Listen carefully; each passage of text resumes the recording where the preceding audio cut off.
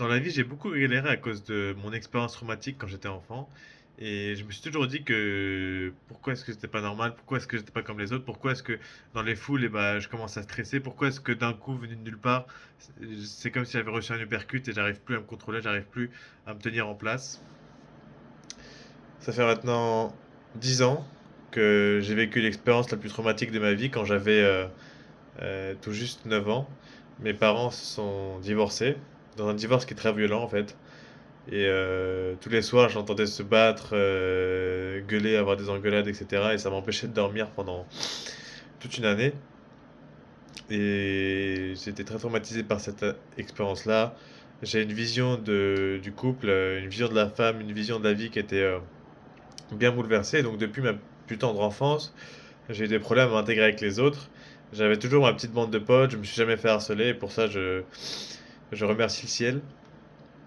Mais aujourd'hui, j'aimerais vouloir m'améliorer. Aujourd'hui, chaque pas que je prends, chaque action que je fais, c'est pour se délivrer des chaînes de cet emprisonnement, de ce traumatisme qui aujourd'hui me donne des désavantages, comme par exemple l'anxiété sociale, comme par exemple les soudaines pertes d'énergie, la soudaine perte de confiance. Comme par exemple tout cela, et bien aujourd'hui, grâce à la lecture, grâce à la littérature, grâce à la méditation, grâce euh, au journal, de raconter ce qu'il faut, raconter ce que tu penses. Grâce à ça, bah aujourd'hui, frérot, je suis dans un stade qui est beaucoup plus stable qu'avant et j'aimerais te transmettre aujourd'hui une leçon que j'ai apprise. C'est que quand t'es traumatisé, en fait, t'as beaucoup de mal à prendre des décisions, tu vois. Genre, ça t'est arrivé une fois, genre, tu vas au supermarché et genre, tu vas acheter du lait, tu vois. Mais t'as genre le lait demi-écrémé, le lait entier. Et tu sais pas lequel choisir, tu vois. Et tu prends genre des heures à choisir, en fait. Alors que frérot, genre, c'est que du lait demi-écrémé, frérot, écrémé, tu vois, genre, y a pas de grand truc, genre. Si tu prends du lait écrémé, frère, ou du lait demi-écrémé, sauf que tu vas même pas, genre, sentir la différence de goût, tu vois ce que je veux dire, y a peu d'incidence dans ta vie, pourtant, pour prendre cette décision simple, cette décision qui a peu d'influence, et bah tu hésites pendant longtemps, tu vois. Et moi, j'ai été comme ça, moi, j'étais comme ça tout le temps. Et je suis toujours comme ça, mais en fait, la chose à faire, c'est que quand tu penses à quelque chose, fais-le. Genre, tu t'as pas de deuxième jugement, même si c'est un truc débile, même si tu vois, par exemple, tu vois, je suis à l'intérieur de chez moi. Je suis seul au Japon, donc j'ai pas beaucoup de famille, j'ai pas grand monde pour venir me prendre dans ses bras, à part bah, les meufs que je chope, tu vois. Et du coup, ça fait que je suis souvent dans le stade en mode traumatisme, en mode bah, mon cerveau il arrive pas à prendre de décision, il hésite pendant 5 heures pour faire une décision, genre est-ce que ce soir on mange au resto, est-ce que ce soir on mange à la maison, frère? Un truc qui n'a aucune incidence après 3 heures, tu vois ce que je veux dire? Et j'hésite sur ces petites décisions-là, tu vois, et des fois j'hésite en mode merde, j'ai plus de coton-tige, ou merde, j'ai plus de mouchoir, ou alors j'ai plus de savon, enfin bref, des trucs comme ça, tu vois, des trucs bah, normal que t'achètes au supermarché, etc. Et j'ai l'idée qui pop, tu vois, bah, de normalement, bah ok, bah va au supermarché, vas-y, bah va racheter des mouchoirs, va acheter des cotons-tiges. Et j'hésite et je dis ouais, mais non, et en fait, il y a un dialogue intérieur qui se crée en mode bah vas-y, ouais, vas-y, on y va, mais on n'y va pas parce que tu vois. Et en fait, j'ai l'impression que ça nourrit plus ton trauma qu'autre chose. Ça nourrit plus ta bête intérieure, ça nourrit plus ta critique qui te traumatise à ce point-là. Parce que quand t'es traumatisé, frérot, et quand t'as pas l'amour et quand t'as pas l'amour normal d'un enfant envers ses parents, que tes parents te donnent pas l'amour normal d'un enfant, et ben toi, il y a ta partie, donc la partie du merde, comment ça s'appelle? Le néocortex, tu vois, qui le néocortex, t'as une partie qui s'appelle le super-ego. Et le super-ego, c'est une partie qui est spécialisée pour recevoir l'attention des parents, en fait, pour recevoir l'attention des adultes, tu vois. Pour te construire en tant qu'adulte, mais quand t'es enfant, et cette partie-là, le super-ego, cherche l'attention des adultes. Et donc, quand tu reçois pas l'amour de ta mère, quand tu reçois pas l'amour de ton père qui est requis, quand tu reçois pas assez d'amour, et ben cette partie-là, elle va se mettre en mode perfectionniste. C'est-à-dire que tu vas avoir des super bonnes notes partout, tu vas pas tolérer d'être médiocre, tu vas pas tolérer d'être moyen. Et oui, c'est bien, mais ça va à des dimensions où est-ce que c'est beaucoup trop, ou est-ce que tu n'arrives plus à vivre en fait. Parce que le simple acte, la simple sortie dehors devient un challenge et devient genre une compétition contre toute la terre entière, tu vois. Ce qui fait que c'est tout le temps en état de stress en fait. Et pareil, quand tu hésites, quand tu te laisses hésiter surtout, et ben en fait tu nourris cet état de stress, tu nourris ce super ego et tu lui montres qu'il a raison en fait. Alors que si tu décides tout de suite, même si tu fais une erreur, c'est pas grave frère. Qu'est-ce qui se passe? Franchement, au bout de 2 jours, frère.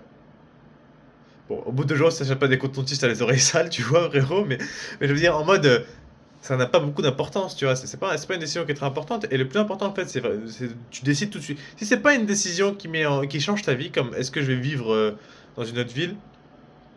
Est-ce que je me mets en couple avec cette meuf-là? Ou est-ce que, qu'est-ce qui peut être important aussi, que je me mets en couple? Ou est-ce que je dégage cet ami-là de ma vie ou est-ce que je le garde, tu vois? Pour ces décisions-là, je veux bien que tu hésites un peu, je veux bien que tu pèses le pour et le contre et que voilà, tu fasses une décision jotée, mais pour le reste, frère, tu t'en bats les couilles, frère. De décider si ce soir tu manges poulet ou cochon, frère. Tu t'en fous, tu décides, voilà, poulet, voilà. Ouais, mais non, tu n'écoutes pas ton critique, tu n'écoutes pas ta critique, tu n'écoutes pas tes pensées intérieures, tu écoutes mon ref, ta gueule, j'ai décidé, tu vois. Et là, par exemple, rien que tout à l'heure, tu vois, je me suis fait la même pensée. Il me manquait des mouchoirs, il me manquait des cotons-tiges, il me manquait des deux trucs à droite, à gauche, et à chaque fois, je mettais à plus tard, à chaque fois, je mettais à plus tard, je mettais à demain, c'est pas grave. Et là, je suis juste parti, je suis en mode, ok, ferme ta gueule, j'y vais maintenant, tu vois. Et frérot, genre, déjà de une, ça a tué personne de sortir dehors. De deux, bah, j'ai pu finalement acheter des choses que je mettais au lendemain, tu vois. Et j'ai eu l'idée pour cette vidéo de dire qu'en fait, bah, finalement, les mecs, c'est trop simple en fait.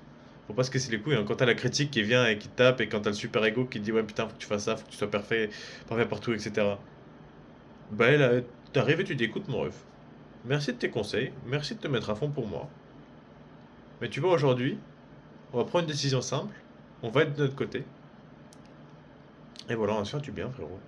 Donc voilà, ce que je veux que tu ressors de cette vidéo, c'est que à chaque fois que tu as cette hésitation pour une petite décision de merde, juste fais-le en fait. Tu t'en fous, c'est pas grave, de toute façon il se passe quoi, hein? T'es pas mort, t'as pas d'incidence demain, juste tu le fais en fait. Et pareil, si tu vas aborder une meuf, même si tu dis que c'est pas le bon moment, mec, si tu dis que c'est pas la meilleure occasion qu'elle est en train de parler à quelqu'un, tu t'en fous, tu fonces. Il se passe quoi? T'as quoi à perdre? Et t'as quoi à gagner surtout en fait? T'as tout à gagner, tu vois. Enfin bref, ceci était une grosse salope. Mais bref. Écoute mon ref, bisous, voilà. Et surtout, dernière note, c'est que quand t'es traumatisé, le plus important, frérot, c'est que tu t'aimes. Aime-toi toi-même parce que c'est sûr que finalement, dans ce monde-là, les gens qui t'aiment vraiment, il y a peut-être que toi-même, tu vois. Il y a peut-être ta daronne et toi-même, en fait, dans ce monde-là, qui t'aiment vraiment, tu vois. Genre, c'est un peu toi et ta daronne contre le reste du monde, c'est ce que je veux dire. Et c'est pour ça qu'en fait, au lieu de te mettre la pression, c'est pas un truc qui est mauvais, enfin c'est un truc qui est mauvais, mais c'est un truc que tu vas devoir supporter parce que t'as ton trauma et soigner ça prend du temps. Mais il y a des choses qui améliorent ça. Mais je veux dire, pendant tout ce trajet-là, pendant tout ce voyage qu'est la vie, frère, sois de ton côté. Aime-toi, frère. Peu importe ce qui se passe, aime-toi le plus. Et aujourd'hui, frérot, tant plus qu'aujourd'hui, tu t'aimes pas assez, frère. Tu ne t'aimes pas assez. Tu dois t'aimer beaucoup plus. Enfin bref, bisous.